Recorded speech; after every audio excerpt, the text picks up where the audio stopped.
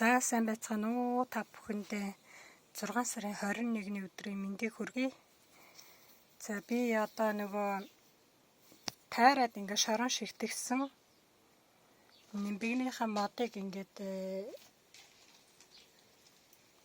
тус нь салгаж өрслүүлэх гэд бэлдсэн байж байна. За нимбигний мод маань хараа ийм сайхан үндэс гарсан байна. За энэ үндэсээ бол ерөөсөө хөндөж болохгүй. Ингээд тайраа шигтгэхэд бол 4-7 хоног юм уу 1 сар юм уу сар хагасын дараа ингээд сайхан үндэс гарна. За тэгээд энийг ингэж хийчихэд энэ үндэсээ нуглахгүйгээр ингэж хийгээд тэгээд ингээд сайхан шороогоор учаад өгнө. За энд нэг 4 ширхэг 5 ширхэг энд нэг 4 ширхэг ингээд 9 ширхэг нимбиг би өнөөдөр одоо ингээд шилжүүлнэ суулгах гэдэг байж байна.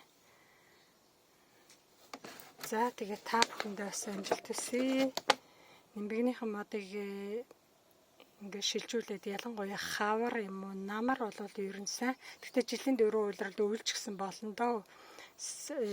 Ингээд сайхан үндэс гарахаар нь зэрэг сайхан шилжүүл суулгаад энэ тэгээд нөгөө нимбиг өгч байгаа залгалт хийцсэний дараа нимбигээ өгч байгаа юм модны мөчөр тайрч хийсэн болохоор шууд цэцгээ гаргаад ирчихлээ. Тэр нь их сайхан. За ингээд та бүхэндээ бас амжилт хүсье.